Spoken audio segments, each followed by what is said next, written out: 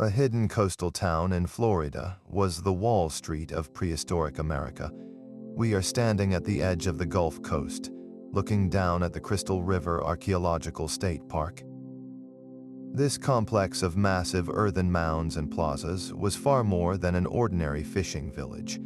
For over 1,600 years, the Crystal River was an intense multi-regional trade and ceremonial hub, linking cultures from the Great Lakes all the way down to the Gulf Coast.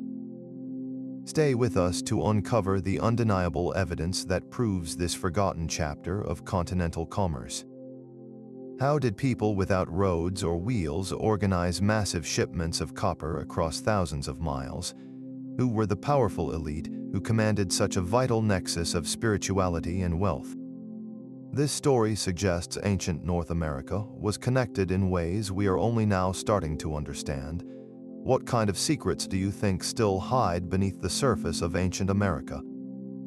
The staggering timeline of the Crystal River complex is truly what sets it apart. While we often focus on mega cities like Cahokia, which thrived much later, Crystal River was already a powerhouse of commerce for over 1,600 years. This site was active from the Middle Woodland period, starting around 500 years before the Common Era, and continued robustly through the Late Woodland period, right up to the year 1000. Imagine the continuity required to maintain a single, vital trading hub for that many centuries. This incredible longevity makes the site a profound, critical window into the earliest stages of societal complexity across North America.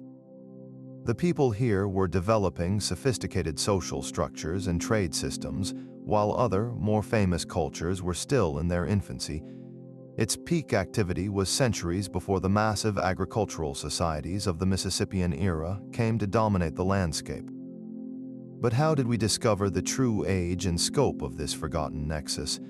Early archaeological work was predictably amateur, often focusing on curiosity-driven digs that pulled a few shiny artifacts out of the ground without understanding context. Artifacts found scattered in the sand might hint at a large settlement, but they do not tell the story of a civilization. Thankfully, modern, systematic excavations began to reveal the immense, intricate structure of the site. Instead of looking for treasure, researchers now carefully map the massive earthen mounds, the ceremonial plazas, and the layers of refuse that tell a precise story of daily life and long-distance trade. It turns out that Crystal River predates many of the commonly studied North American cultures, placing it right at the very genesis of complex continental networks. This was not a temporary camp or a brief moment of success. This was the long-lasting foundation upon which early American trade was built. What exactly were they trading that kept this place so essential for so long? The answer to what kept Crystal River vital for centuries is written in the earth itself. If you could walk the site today, the first thing that strikes you is the monumental architecture. This was no ordinary village of small, temporary huts.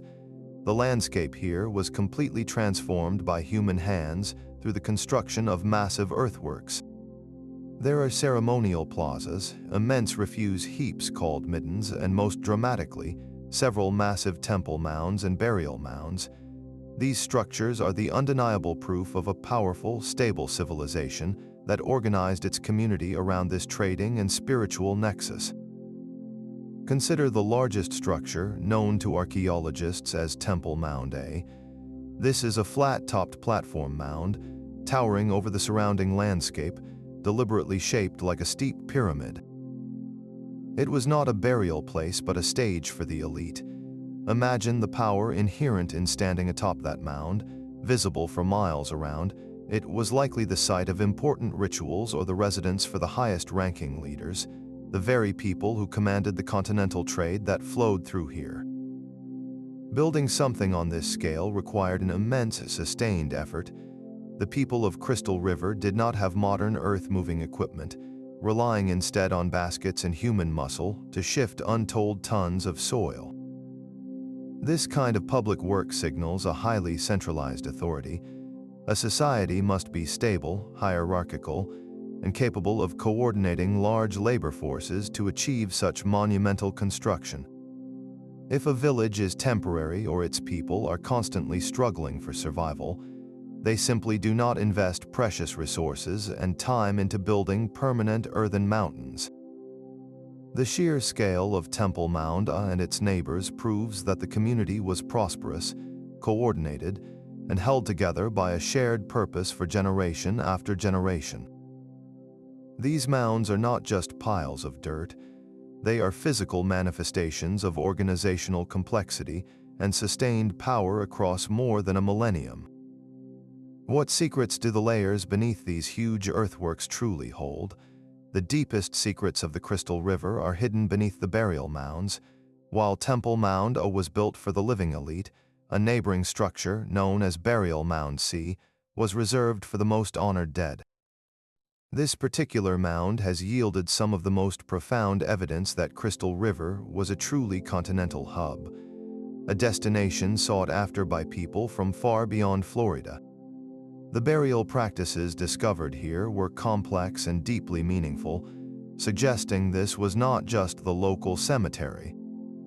Archaeologists uncovered a variety of interment styles, including primary burials where the body was laid to rest shortly after death, but also secondary burials where bones were moved later, and even bundle burials where the deceased's bones were wrapped tightly in cloth or skins.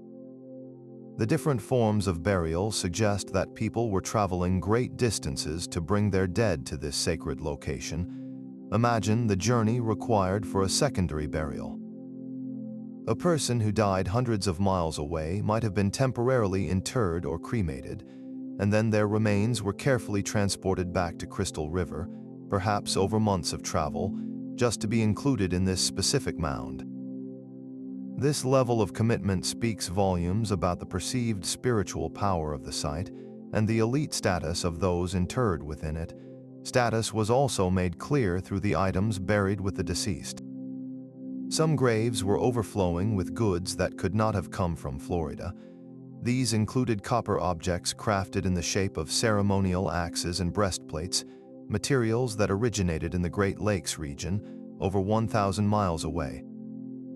There were also large platform pipes made of exotic stone and intricately carved shell items, proof of extensive and long-distance trade networks. The desire for this specific final resting place created a magnetic pull across ancient North America. Being buried in an honored spot in Mound C meant that the deceased was part of the Crystal River network, a place of immense wealth and spiritual prestige. The exotic grave goods essentially served as status symbols, silently proclaiming that the person in the grave was powerful enough to command connections that stretched across the entire continent. Even the positioning of the bodies within the mound told a story of hierarchy. Some were placed in central, prominent locations, perhaps indicating an especially high office or ritual importance. This was a society keenly aware of rank, where wealth was measured not in local resources, but in access to distant, beautiful, and rare materials. This sacred cemetery was a tangible demonstration of the power held by the trading elite who commanded the entire complex. But if this was Wall Street, then what was the currency that drove this massive economic engine for over 1,500 years? The currency that drove this massive economy was rooted in the very ground beneath the complex, but the location itself was the single greatest asset. Think of Crystal River as the lighthouse of the ancient Florida coast. Its position was not accidental.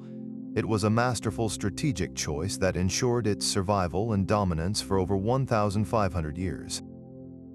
For one thing, the site is perfectly situated right on the Gulf Coast. This provided immediate and easy access to the immense wealth of the sea.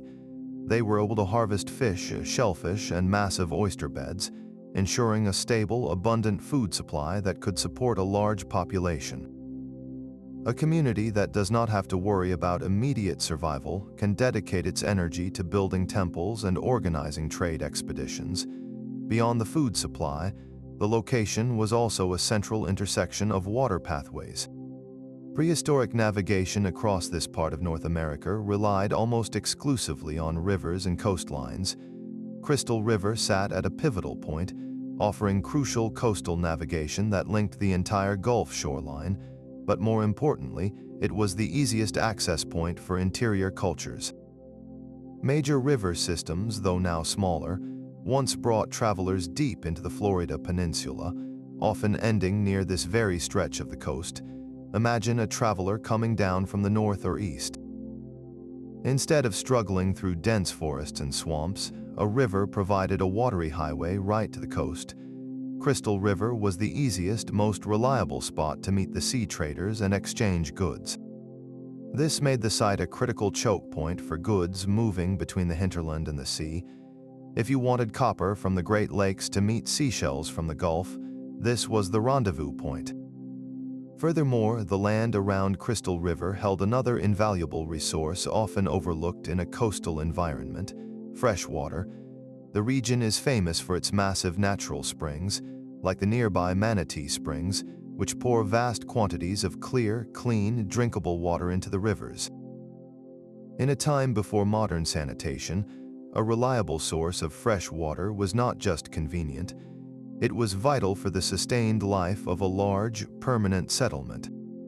These springs likely held deep spiritual significance as well, seen as sacred places where the very essence of life bubbled up from the earth.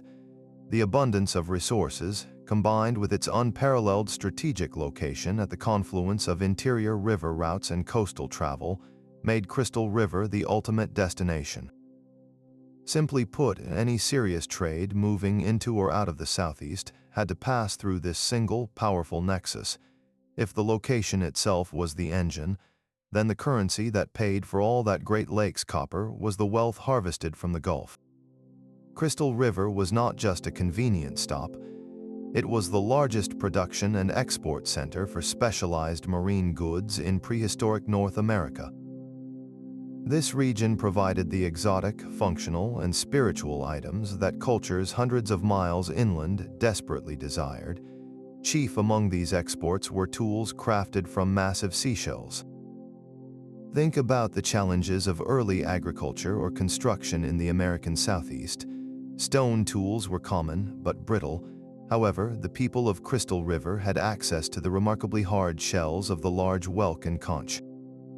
They expertly converted these shells into specialized equipment such as hoes, adzes, and gouges. A conch shell hoe, for example, was far superior for tilling the rich, soft soil of the fertile river valleys inland. It was durable against the dirt but light enough to handle effectively, giving any farmer an advantage. For the people living in the interior, far from the coast, access to these shell tools was transformative, representing a major technological upgrade. The shells themselves were not just functional, they carried symbolic weight.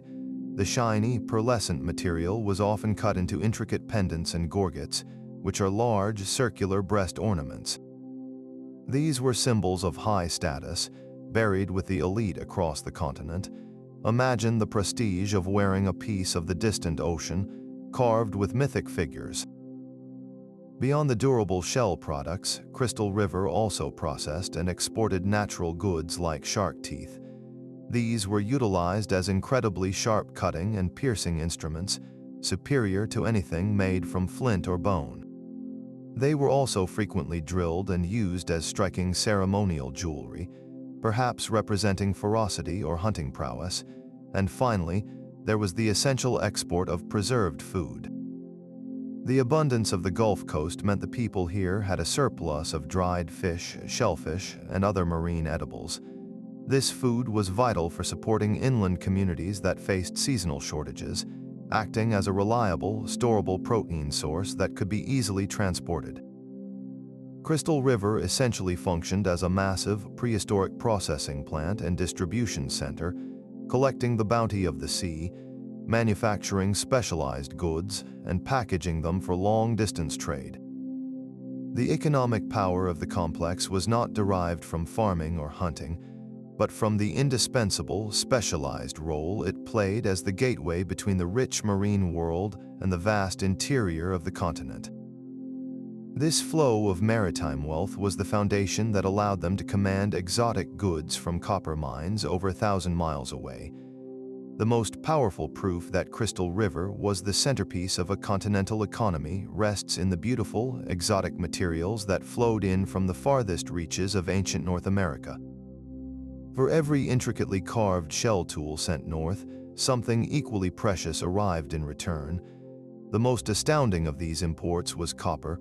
Vast quantities of copper artifacts have been carefully excavated from the burial mounds and ceremonial areas of the complex. This was not a small amount of token exchange. This was a significant, sustained inflow of metal. But where did the copper come from? Through careful geological and chemical analysis, archaeologists confirmed that the source was not local. It originated almost exclusively from the Upper Great Lakes region, primarily the Keweenaw Peninsula in modern-day Michigan. Consider that distance for a moment. We are talking about over 1,500 miles as the crow flies, and an even greater distance along the ancient rivers and trails that traders had to navigate. Imagine the sheer sophistication required to organize and maintain a trade route of that length across centuries, long before maps, written language, or state governments existed. It is evidence of a stable, powerful network that spanned the entire eastern half of the continent. The copper arrived not as raw ore, but as finished, highly specialized goods. These were not practical tools for everyday use. They were symbols of ritual power and wealth. Researchers have found ceremonial axes, large breastplates, delicate beads, and even plumes crafted from the shining metal. The fact that these objects were made of copper immediately elevated their status. Copper does not rust like iron, meaning it maintains a brilliant, almost supernatural sheen, making it an ideal material to convey permanence and spiritual importance. To the people of Crystal River, possessing a Great Lakes copper breastplate was like owning a priceless, shining commodity that broadcast your connection to sources of immense power and wealth thousands of miles away. It meant you were a commanding figure in the most powerful economic network in ancient North America. The presence of this distinctively northern copper, buried in the most sacred ground of a Florida coastal town, is the physical key that unlocks the story of continental integration and the remarkable trade routes commanded by the Crystal River elite. That Great Lakes copper was far more than just a shiny import. It was the physical manifestation of ritual power and an exclusive social status. When we think of this metal flowing across 1,500 miles of ancient North America, we must understand that its value was not based on weight or industrial use. The true worth of copper lay in its symbolic and spiritual meaning. Archaeologists have determined that the people of the Hopewell tradition and the cultures that followed rarely melted copper for casting. Instead, they worked it cold, hammering the raw metal into incredibly thin, elaborate sheets. Imagine the patient labor required to take a chunk of hard metal and slowly beat it flat without cracking the edges, turning it into something fragile yet dazzling. The objects created were rarely practical tools. They were ceremonial regalia, often shaped into stunning cutouts of raptors, human figures, or stylized symbols that spoke the language of a shared religious system. This common artistic language, visible across immense distances, suggests a powerful cultural network known to researchers as the Hopewell Interaction Sphere. Crystal River was a crucial node within this sphere, a place where these shared religious ideas and material connections were constantly exchanged.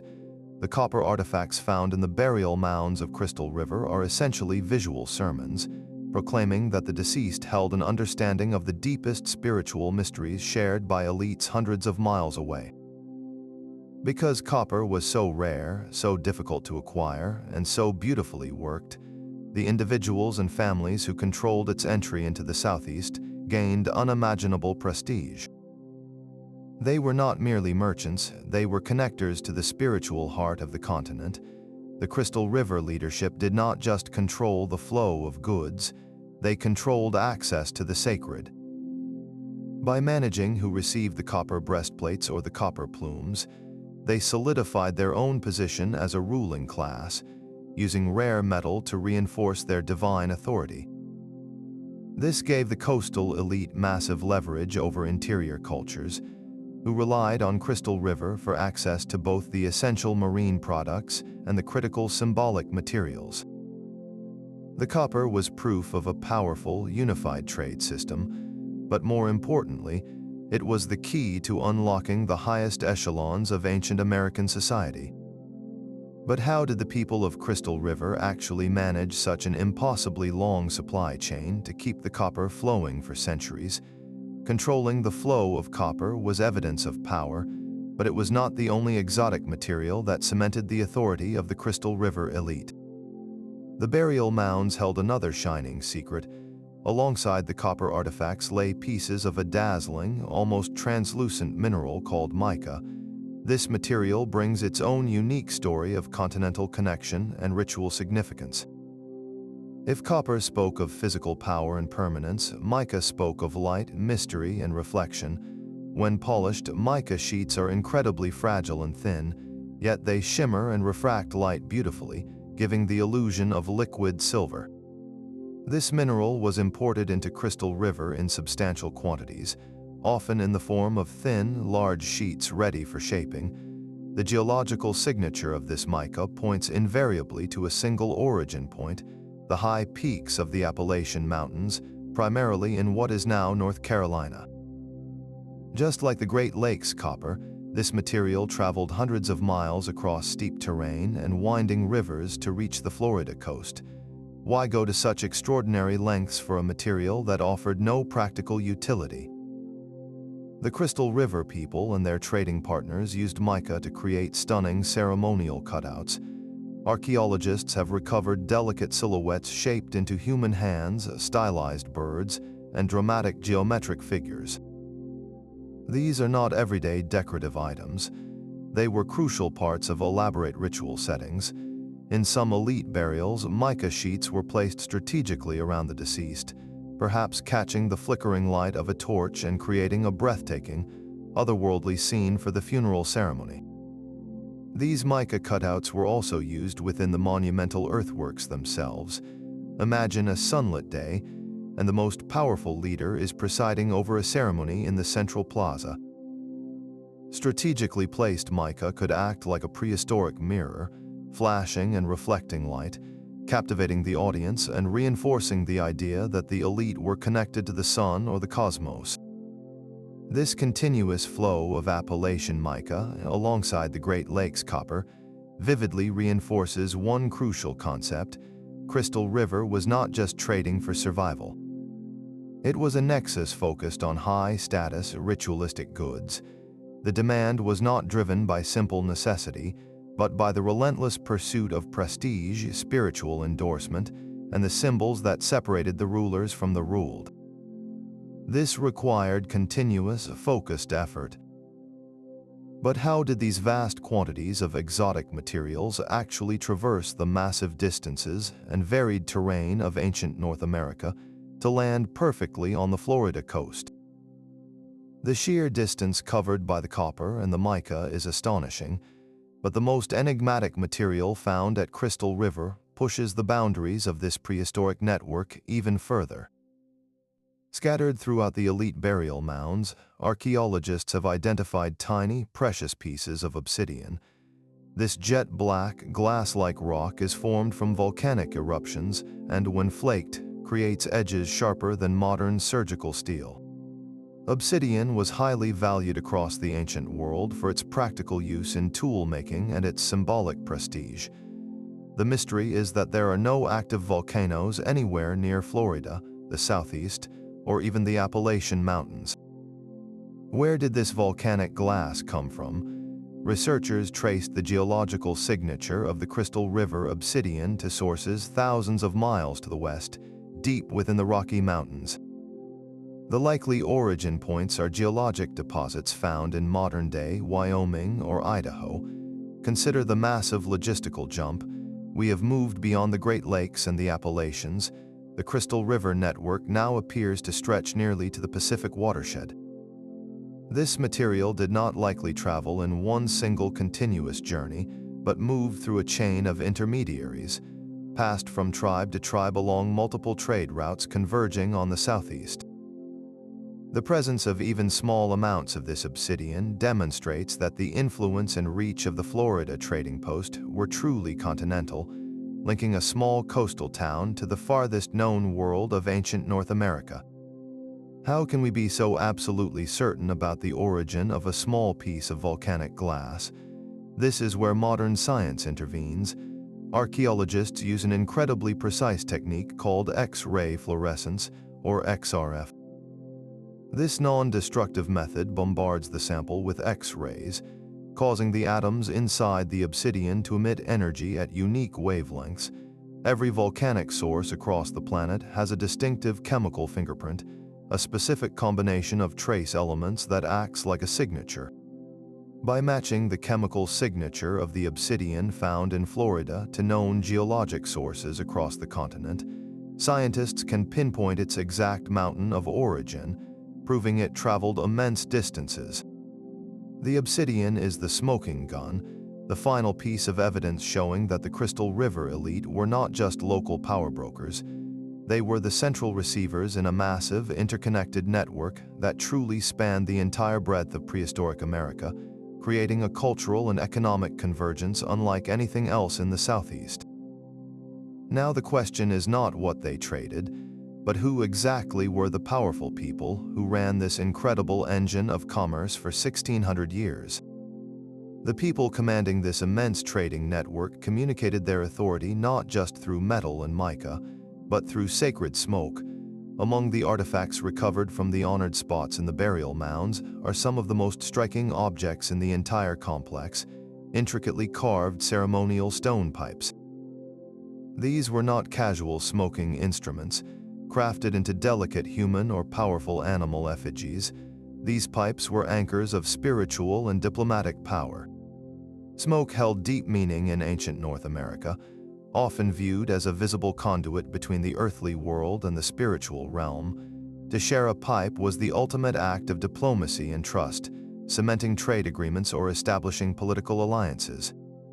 The pipes found at Crystal River are a physical manifestation of these high-stakes negotiations, symbols of binding oaths taken by the elite.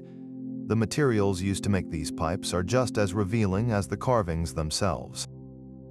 They were often crafted from exotic stones like Ohio pipestone, also known as catlinite, or another highly prized banded stone called monitor pipestone. Pipestone, a specific type of fine-grained mudstone, often appears in striking red, brown, or gray shades. Its source was often hundreds, if not 1,000, miles away in the Ohio River Valley or even further west. The fact that the Crystal River elite not only acquired this heavy, exotic stone, but commissioned it into sacred objects proves their deep entanglement with the northern Hopewell cultures. The iconography of the pipes tells an even richer story of shared continental culture. Many of the carvings depict figures or animals that are not commonplace in Florida, but are central to the visual language of the Hopewell interaction sphere, the massive religious and trading network centered far to the north. We see specific raptors, mythological creatures, or human figures often found on copper plates or shell gorgets across the entire region.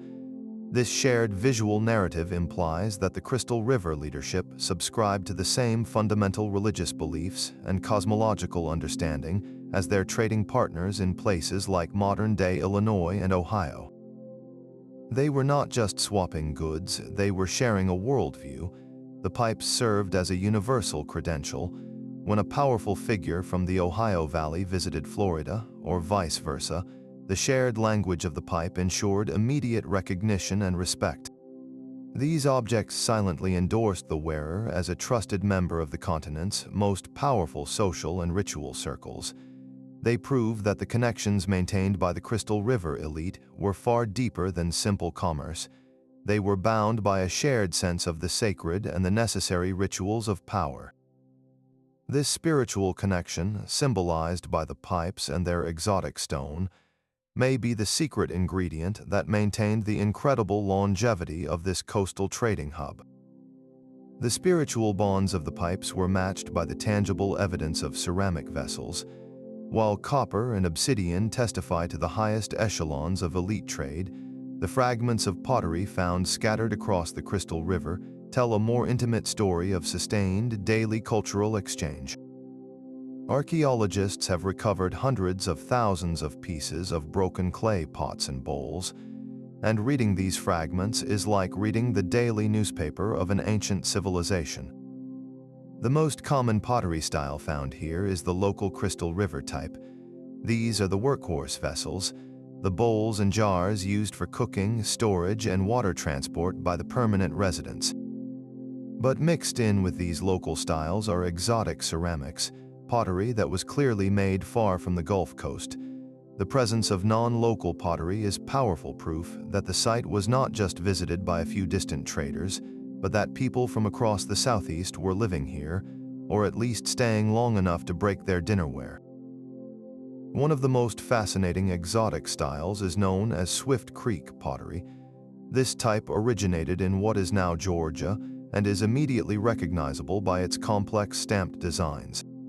Imagine a potter carving an intricate geometric pattern, perhaps a spiral or a checkerboard, onto a wooden paddle. Then they firmly press the paddle against the wet clay of a jar before firing it. The result is a stunning, repeatable textile-like pattern covering the entire surface. Finding Swift Creek ceramics in a Florida coastal town proves that people were traveling hundreds of miles with their household goods, or that local potters were copying the techniques due to constant exposure. Another distinct style is Weeden Island pottery, which is associated with groups living along the Florida Panhandle and into Alabama. Weeden Island vessels often feature intricate punctate designs, which are tiny dots or impressions pressed into the clay, sometimes alongside carved geometric figures and effigies of animals. These vessels were often thinner, more highly fired, and likely served a ritual function rather than everyday cooking. When we find these exotic styles at Crystal River, it shows sustained cultural diffusion. It might mean a potter from Georgia married into a Crystal River family and continued to make pots the way they learned as a child. It might mean that a powerful elite demanded certain vessels be imported because they were stylish or were necessary for specialized ceremonies. The pots were not merely containers, they were cultural signifiers that show the intense degree of interaction happening here. The mixture of local and exotic ceramics turns the Crystal River complex into a prehistoric melting pot, a place where different customs, designs, and ways of life constantly converged and blended. This blending is the daily, grinding proof of the trading hub's success, demonstrating that the site was not just a brief stop for commerce, but a vital place of cultural convergence that lasted over 1,600 years. But for all the spectacular copper and glittering mica, the true story of how Crystal River survived for 1,600 years is written in monumental heaps of garbage. Though we have focused on the ceremonial mounds built for the elite, another type of earthwork dominates the landscape here, and it speaks volumes about the daily life that supported this ancient commercial engine. These are the shell middens. A midden is essentially a prehistoric refuse heap, and at Crystal River, these massive mounds are composed almost entirely of discarded oyster and clam shells, sometimes reaching heights of several stories. These shell mounds are the tangible evidence of the overwhelming marine abundance that underpinned the entire economic structure of the settlement. While the elite were trading for copper breastplates, the everyday citizens were focused on harvesting the relentless bounty of the Gulf. Analyzing these middens provides archaeologists with a detailed, granular record of exactly what the people of Crystal River ate and how they managed their environment across those centuries. The sheer volume of shells proves that their fishing and harvesting practices were not only sustainable, but generated a massive surplus. This stable, reliable food source was absolutely essential for maintaining the settlement's prestige. Think about it, a trading hub that attracts visitors from thousands of miles away must be able to feed them. Transient traders, ritual visitors traveling for important ceremonies, and the large resident population all required consistent provisions. The abundance harvested from the Gulf Coast oyster beds, was the protein source that made all that long-distance diplomacy and monumental construction possible. It was the fundamental foundation upon which the entire system rested. The middens stand in stark contrast to the nearby burial mounds. The burial mounds contain exotic status symbols that speak of spiritual power and prestige, items reserved for the very apex of society. The shell middens, however, are the humble, daily reality. They represent the tireless labor of the common person, whose task was to gather, shuck, and process the millions of oysters and clams required to keep the city running. This contrast between the sacred, exotic imports and the foundational, hyper-local sustenance shows the true complexity of the society. The Crystal River elite commanded the flow of sacred copper, but their power ultimately rested on the steady hands that harvested the seafood from the warm, shallow waters of the Gulf. Without that sustained, abundant food supply, the entire trading complex would have collapsed within a generation. These mountains of shells are a silent, enduring record of prehistoric efficiency and the fundamental importance of marine harvesting to the rise of North American civilization.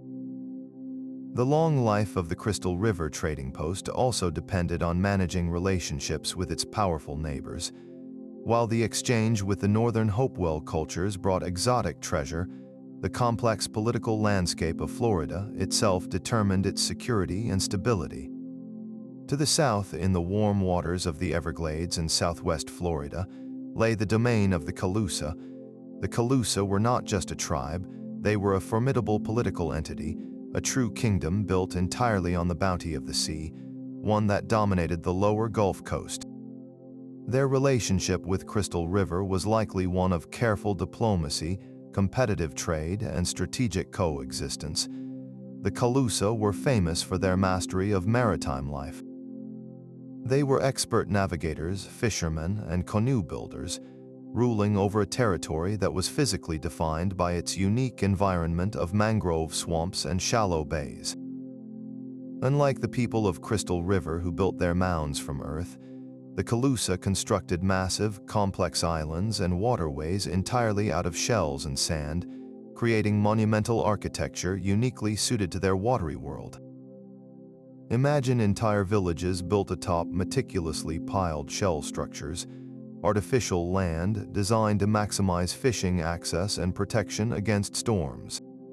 This difference in monumental construction, earthen pyramids versus shell islands, highlights that while both used the sea, they expressed their power in vastly different ways. This divergence sparks a compelling question. Did the Calusa view Crystal River as a rival or as a necessary partner in the continental trade? Given the sheer power of the Calusa, Crystal River could not afford to ignore them. It is highly probable that the two cultures engaged in a specialized trade based on regional availability. Crystal River was the nexus for northern copper and Appalachian mica, trading these incredible imports for the massive shell wealth harvested by the Calusa. The Calusa, possessing immense skill in working large shells, might have provided specialized tools or specific types of shell jewelry that Crystal River traders then distributed up the continent. Conversely, the people of Crystal River, situated further north, might have shared specialized knowledge of northern trade routes or offered access to specific varieties of stone tools unavailable in the Calusa's shell-rich lands. The continuous presence of exotic materials at Crystal River suggests they successfully maintained a complex network that included the powerful Calusa to the south and the distant Hopewell to the north. Maintaining such a balancing act for 1,600 years required incredibly sophisticated diplomacy, ensuring that powerful neighbors remained partners rather than invaders. The trade was not just about exchanging goods, it was about exchanging peace, ensuring the continued flow of all the rare treasures that kept Crystal River the Wall Street of ancient North America. Diplomacy with the Calusa was essential, but the real power of Crystal River was its unbreakable connection to a civilization 1,000 miles north. This link was the Hopewell interaction sphere. The term sounds academic, but it describes the dominant cultural and economic phenomenon of ancient North America, and Crystal River stood as one of its most critical southern gateways. Centered primarily in the Ohio River Valley, the Hopewell Sphere was not a single government or empire, but a vast network of cooperating groups bound together by shared ritual, high-status goods, and a unifying religious cosmology. Crystal River was not just trading with the Hopewell, it was fully integrated into their world. The definitive proof of this integration lies in the shared iconography, the specific visual language found on the sacred objects exchanged across the entire massive territory. If you look at the copper breastplates or the shell gorgets found in the Crystal River burial mounds, you see patterns that are instantly recognizable to archaeologists working in Ohio or Illinois. They feature common motifs like the stylized human hand, often symbolically severed, or the fierce raptor, likely a hawk or eagle, carved with geometric precision. These are not general designs. They are highly specific religious symbols that speak of the same powerful deities and mythological narratives shared by the northern elite. This shared visual language proves that the traders traveling to the Florida coast were welcomed as cultural, spiritual equals, not just as simple business partners. More than just iconography, the specific style of artifacts found leaves no doubt about the deep ties. The influx of copper that we discussed earlier, the Appalachian mica, and even the rare obsidian all represent classic Hopewell imports. These are the luxury status items that define the Hopewell elite, and they converge on Crystal River in massive quantity. Furthermore, the specialized platform pipes and the method of handling burials in the mounds show clear adherence to Hopewell ritual practices, suggesting that the leaders of Crystal River adopted or shared the same ceremonial traditions as their northern counterparts. This level of synchronization turns Crystal River into the essential coastal outlet for the entire Hopewell world. Imagine the Hopewell elite 1,000 miles north, commanding the copper mines and the mica quarries. They needed one reliable, stable point on the Gulf Coast to inject their valuable goods into the marine economy and, crucially, to receive the indispensable shell products in return.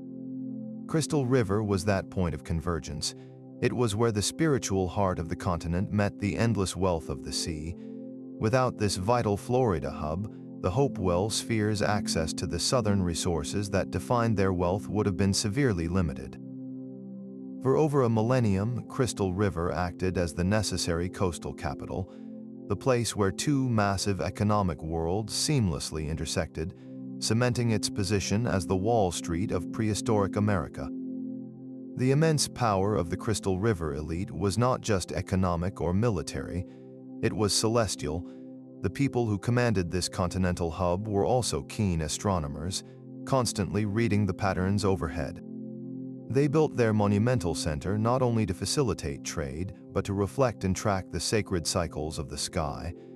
The massive temple mounds and surrounding earthworks may have served a dual purpose, functioning as both stages for power and precise calendrical markers. Look again at the main earthworks, the large, flat-topped pyramids and the burial mounds. While they appear to be randomly placed to the untrained eye, many researchers now believe they were constructed with deliberate astronomical alignments. This suggests the leaders used these massive structures to mark the changing seasons, tracking the solstices and the equinoxes. For a society deeply rooted in ritual and maritime cycles, knowing the precise longest and shortest days of the year would have been crucial for timing ceremonies, seasonal harvests, and the launch of long-distance trading expeditions. The complex includes a particularly striking feature that speaks volumes about this celestial focus: a large, semicircular earthwork embankment. This massive curve of earth forms a natural, dedicated ceremonial plaza.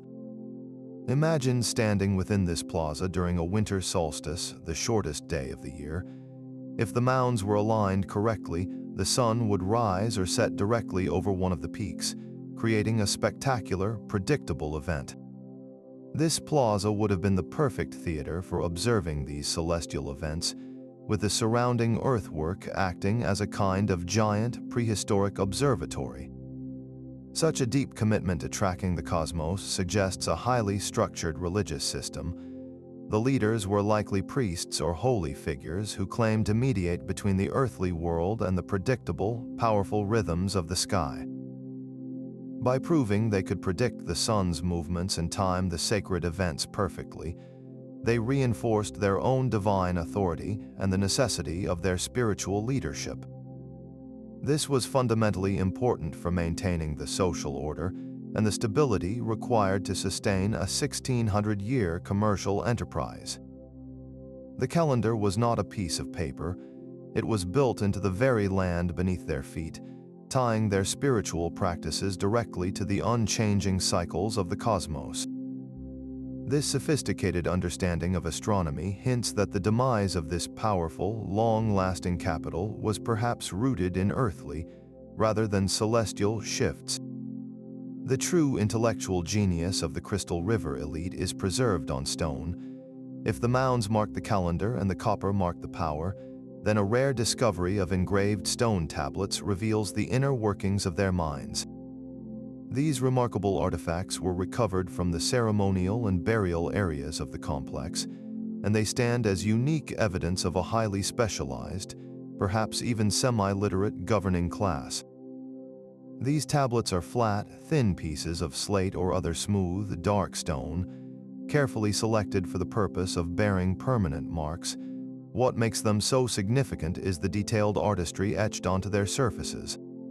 The carvings often feature highly stylized human figures, sometimes with exaggerated headdresses or ceremonial gear, suggesting portraits of specific leaders or mythological heroes.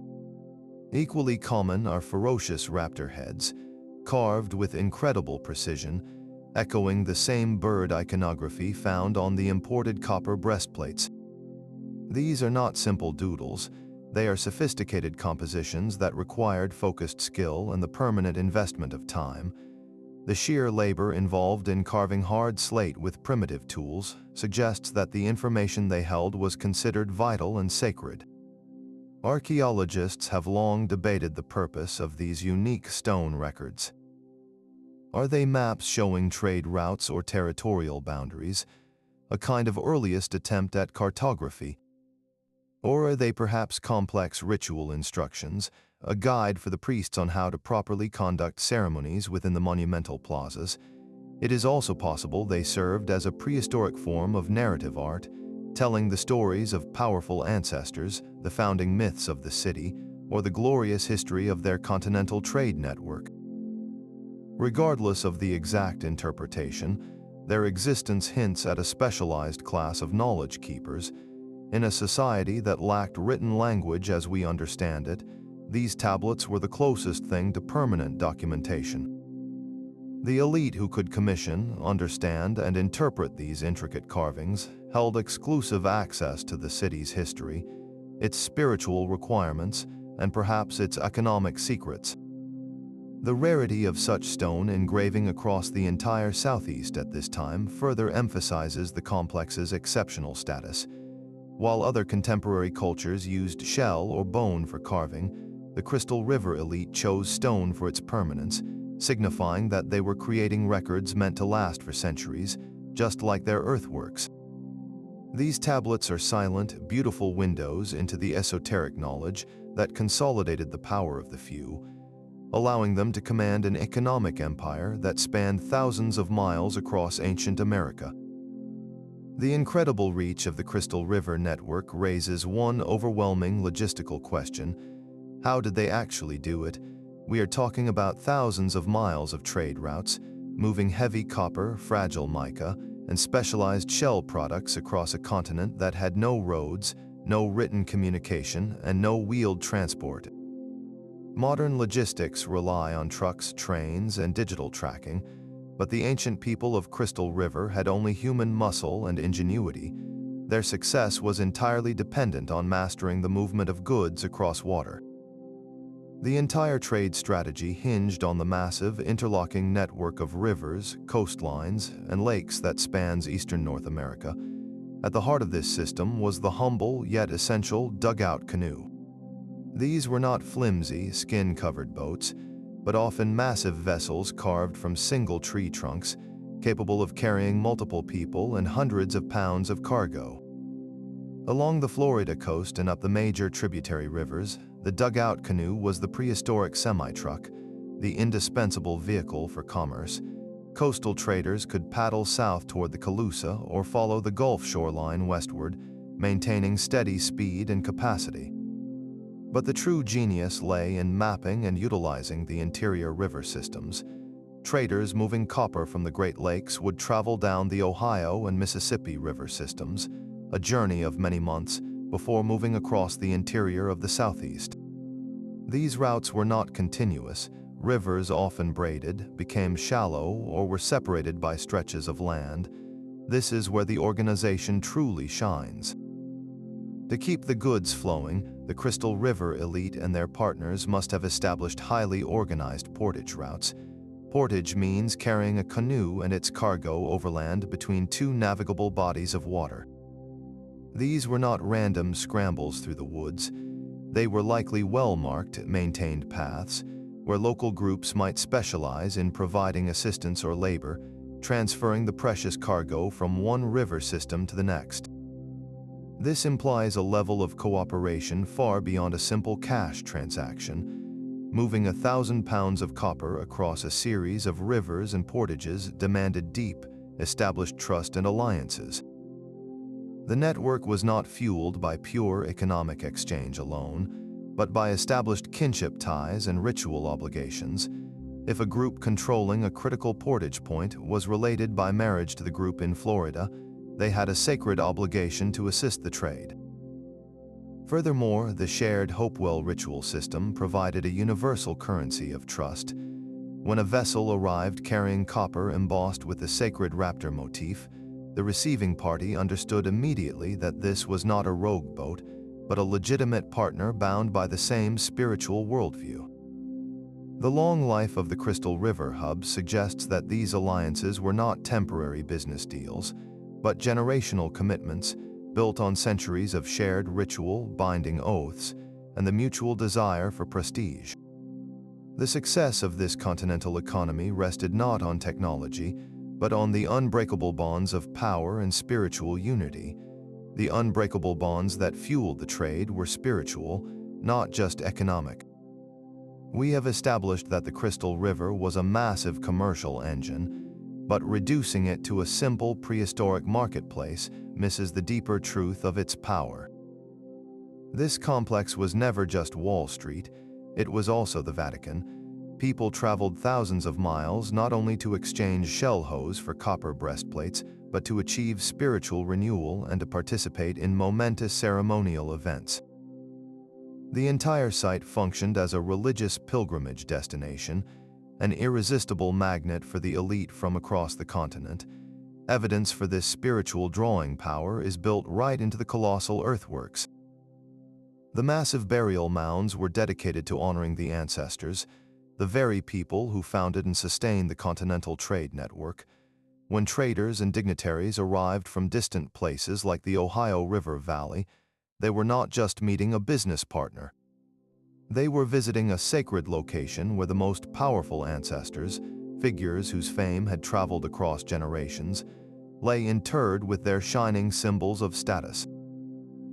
Participating in ceremonies at the burial mounds was a way for visitors to connect to that ancient power and to assert their own legitimacy within the Hopewell world. Imagine the spectacle of a major ceremony timed perfectly with a solstice, marked by the alignment of the mounds. Pilgrims from a dozen different cultural groups would gather in the central plaza, watching as the Crystal River priests, adorned with imported copper and glittering mica, performed rituals tied directly to the celestial clock. This dual function of the site commerce and spirituality made the journey absolutely necessary for the integrity of any ambitious leader. A person might bring copper to exchange for marine goods, but they also needed to be seen participating in the sacred rituals to maintain their prestige back home. If you were a rising chief in Illinois, you needed to prove you had access to the spiritual heart of the continent, and that heart was pumping on the Florida coast. This necessity ensured that the trade continued for 1600 years, impervious to minor political shifts. The exchange of goods was simply a necessary byproduct of the essential need to participate in the sacred life of the Crystal River. The ultimate proof of Crystal River's magnetic attraction is written directly in the bones of the dead. It is not just the exotic artifacts buried with the honored elite that tell the story of continental connection. It is the physical remains of the people themselves. When archaeologists carefully study the human remains recovered from burial mounds, they are not just looking at skeletons, they are looking at forensic evidence of long-distance travel and migration. These bodies provide the final, undeniable confirmation that people journeyed from thousands of miles away to live, die, and be buried at this Florida coastal complex. How can human bones reveal a lifetime of travel? The answer lies in the incredible science of isotope analysis. This technique allows researchers to study the chemical composition of teeth and bones, which effectively creates a geographical identity card for the deceased. Our bodies absorb trace elements from the food we eat and the water we drink. These elements often reflect the specific geology of the region where we grew up. For instance, the ratio of different strontium isotopes in a person's tooth enamel directly links that individual to the bedrock of their childhood home. If a person grew up drinking water filtered through the limestone of the Florida Peninsula, their chemical signature will look drastically different from someone who grew up drinking the water that runs through the volcanic rock of the Appalachian Mountains. When scientists analyzed the remains within the Crystal River burial mounds, the results were stunning. While many individuals were local, others possessed chemical signatures that clearly marked them as non-local, having spent their formative years far from the Gulf Coast. These individuals were not just temporary visitors who died on the road. They were people who migrated to Crystal River, perhaps as diplomats, high-ranking traders, or even permanent immigrants seeking a new life at the center of the ancient American economy. Finding these non-local remains confirms that Crystal River was a true melting pot, a place where different peoples converged to participate in the spiritual and economic life of the hub. It suggests that the city was diverse, welcoming people from distant lands who brought their skills, their customs, and their familial ties, further strengthening the trade networks. These individuals arriving from hundreds of miles away underscore the site's role as a powerful destination, a place where people felt compelled to be, perhaps drawn by the promise of wealth, spiritual prestige, or political power.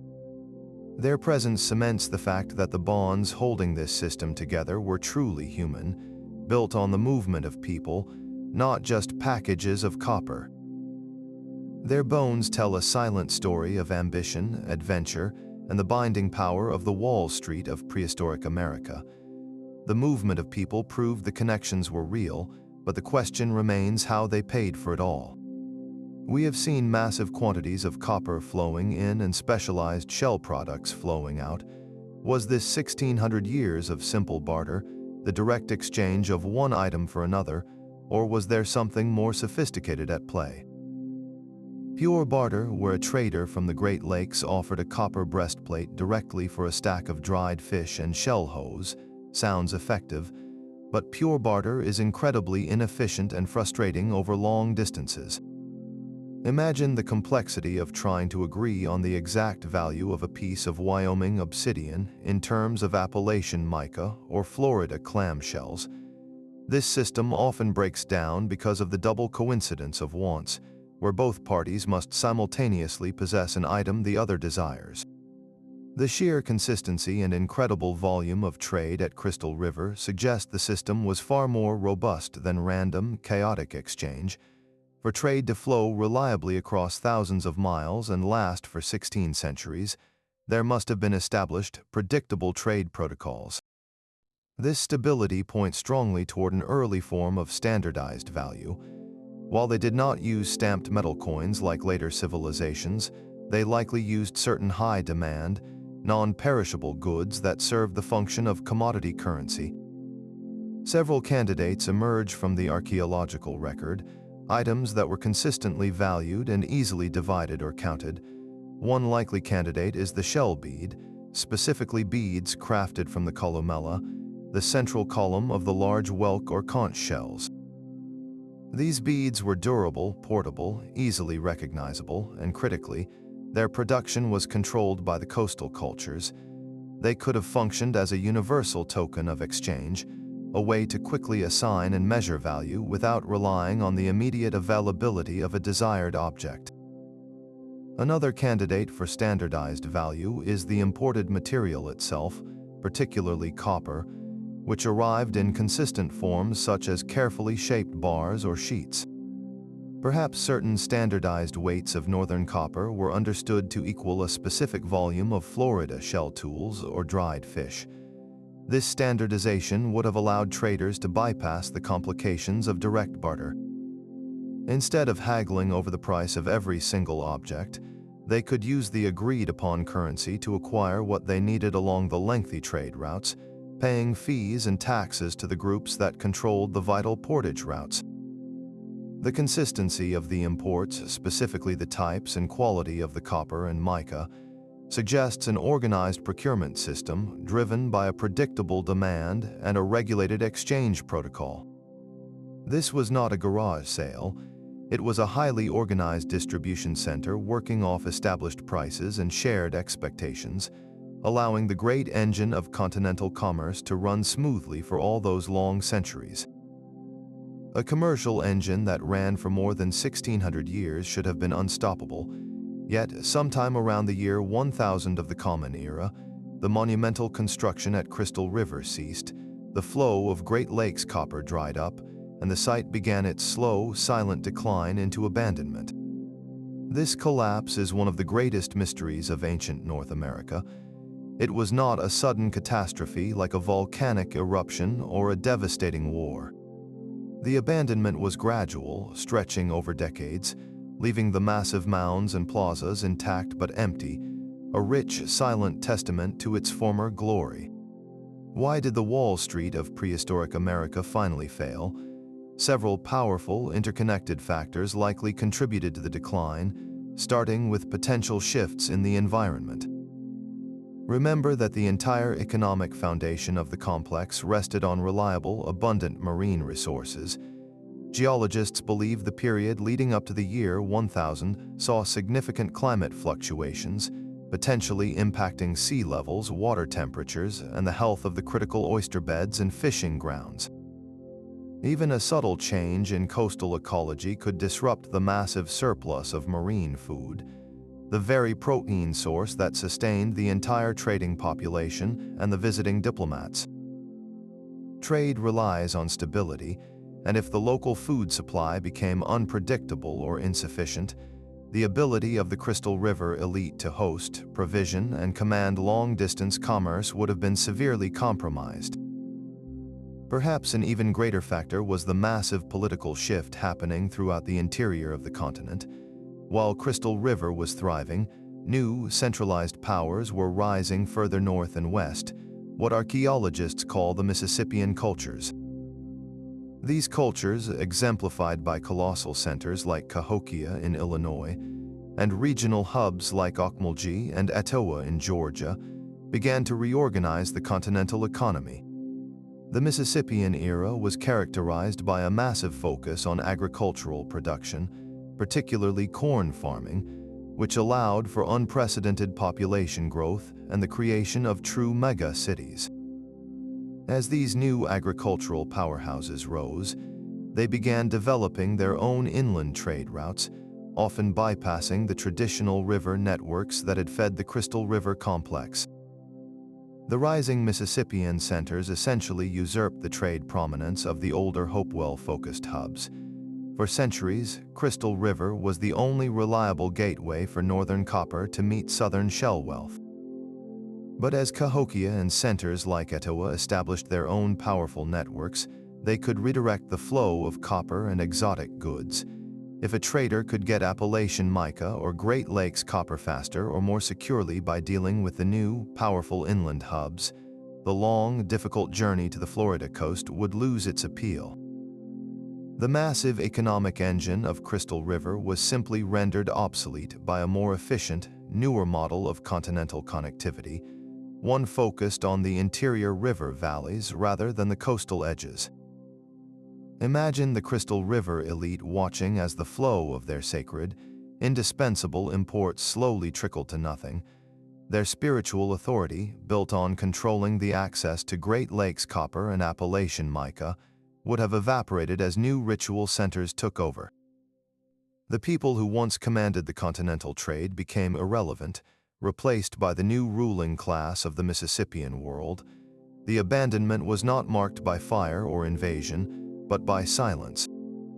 The central plaza probably saw fewer and fewer pilgrims, the pottery imports diminished, and eventually the people who had sustained this remarkable legacy for 1,600 years simply packed their essential tools and moved on, blending into the surrounding cultures. What was once the center of the world became just another collection of silent, overgrown mounds, waiting for the future to rediscover their profound significance.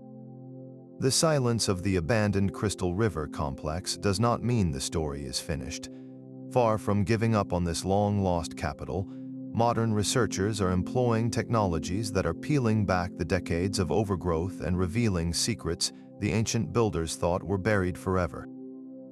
Today, the work is no longer done by simply digging pits in the ground. Instead, archaeologists are turning to remote sensing techniques, treating the entire complex like a giant, sleeping puzzle. One of the most revolutionary tools being used is LiDAR, which stands for light detection and ranging. LiDAR technology involves flying an aircraft over the site and firing billions of laser pulses down toward the Earth. These lasers penetrate the dense jungle canopy and map the ground surface beneath, creating an incredibly detailed, three-dimensional model of the land. Because LiDAR ignores the vegetation and maps the hard earth beneath, subtle variations in elevation that would be completely invisible to an eye on the ground suddenly become crystal clear. This technology is crucial in a place like the Florida coast, where vegetation grows rapidly and obscures centuries of human activity. LiDAR surveys have already begun to reveal previously unknown features outside the central, well-known plaza. Researchers are finding traces of smaller, subtle earthworks, low embankments, and potentially additional platform mounds that have long been eroded or covered by the forest floor. These discoveries fundamentally change our understanding of the size and scale of the ancient city, suggesting that the community extended far beyond the main ceremonial core we see today. If the original complex was 2 or 3 times larger than previously thought, it means the population it supported and the logistical power it wielded were even more immense. Complementing the LiDAR is another powerful tool called ground-penetrating radar, or GPR. While LiDAR looks down from the air, GPR is run along the ground, sending electromagnetic pulses into the earth. When these pulses hit buried objects or disturbances, such as the packed soil of an ancient structure or the remains of a deep pit, they bounce back, creating an image of what lies beneath the surface. Using GPR, archaeologists can look for the foundations of wooden houses, the edges of ancient canals, or the remains of smaller, non-monumental burial areas without ever having to lift a shovel. The combination of these technologies is allowing teams to precisely map the full extent of the ancient settlement, tying together the monumental mounds with the forgotten residential areas and the shell middens. This allows for a much more accurate reconstruction of the city's urban plan and helps researchers precisely date the construction phases. Did Temple Mound go up all at once, or was it built over 300 years in subtle stages? By correlating the remote sensing data with targeted surgical excavations, archaeologists can now answer these long-standing questions, bringing the forgotten history of this crucial coastal capital into sharp, modern focus. The sheer scale of the Crystal River complex forces us to abandon old ideas about ancient North America. They were the pioneers of continental connection. For over 1,600 years, the Crystal River elite demonstrated that people could sustain massive centralized economies and complex trade networks across distances that defy modern logistics. They were linking the mineral wealth of the Great Lakes to the spiritual power of the Appalachian Mountains and the indispensable bounty of the Gulf Coast. This was not just a regional phenomenon, it was a foundational moment in the history of the entire continent. The people here were not working in isolation, struggling to survive on a small stretch of coast. They were masters of communication, establishing enduring alliances and ritual protocols with communities thousands of miles distant. Their success directly challenges the traditional notion that prehistoric cultures were simple, isolated groups limited by their immediate geography. Instead, Crystal River proves the existence of a vibrant, interconnected society, bound by a shared desire for prestige, common spiritual understanding, and critical resources. The presence of copper breastplates next to Florida shell tools provides undeniable evidence of a massive, sophisticated system of commerce and diplomacy. This system allowed for the free flow of ideas, technology, and religious practices that knitted the entire eastern half of the continent into what historians call the Hopewell interaction sphere. Crystal River was the essential anchor of that sphere, facilitating the cultural and economic exchanges required to keep the system running for 16 centuries. Their legacy is not just in the remains of the mounds they built, but in the precedent they set for long-distance stability and shared culture. They laid the groundwork for the future complexity of the Mississippian era, proving that massive coordination was possible. What this forgotten capital ultimately teaches us is that ancient America was far more complex, more worldly, and more unified than we ever imagined. The vast distances crossed by copper and mica are a silent, enduring testament to the ambition and genius of the Crystal River people. They were truly the first architects of a continental civilization. The true scale of the Crystal River achievement is staggering. This one coastal spot was the anchor for an invisible map of ancient America, a map drawn not on parchment, but on the very pathways of commerce and shared belief. We have seen undeniable proof that this complex functioned as the central bank and the primary cathedral for half a continent. The evidence is overwhelming and cemented in the earth itself. It begins with the staggering longevity of the site, a political and economic powerhouse that endured for over 1,600 years, far outlasting many more famous successor states. That kind of continuous power allowed the elite to engineer the landscape, building monumental mounds that served as both theaters for power and precise celestial observatories. But the deepest confirmation rests in the exotic cargo that continually flowed into this Florida hub. The Great Lakes copper, traveling over 1,500 miles along intricate portage routes, arrived to be shaped into symbols of ritual power. The Appalachian mica, glittering and symbolic, journeyed hundreds of miles from the mountains to reflect the light and authority of the coastal priests. Even the rare, precious obsidian, tracked by modern science to the distant Rocky Mountains, arrived here, proving the extreme reach of this sophisticated trade web. These materials were not random tourists. They were the essential components of a unified, high-status economy. Crystal River was the essential intersection where the spiritual beliefs of the Hopewell interaction sphere were translated into tangible wealth and political authority. The site was not merely a place of barter, but a sacred pilgrimage where elites gathered to reinforce their power, bound by shared ceremony, sacred smoke, and the universal language of the sacred raptor motif. The bones of travelers who died here, marked by the geological signatures of distant lands, provide the final human proof that this was a melting pot, a destination sought by people across thousands of miles. The history of ancient North America is not a collection of isolated stories. It is a single, integrated narrative of complexity and connection.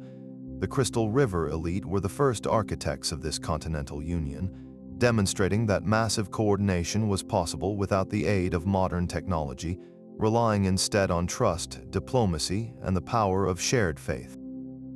Their silent mounds stand as a powerful challenge to our outdated assumptions about the sophistication of prehistoric America. How many other forgotten capitals and incredible trade networks still lie hidden, waiting beneath the thick forest canopy, their stories ready to redefine our understanding of the past. We urge you to keep questioning the past and to continue appreciating the incredible complexity of these lost civilizations. If you were surprised by the copper or the obsidian, let us know which ancient artifact amazed you the most in the comments below. Please take a moment to like and subscribe, and share this story with a friend who appreciates a good historical mystery.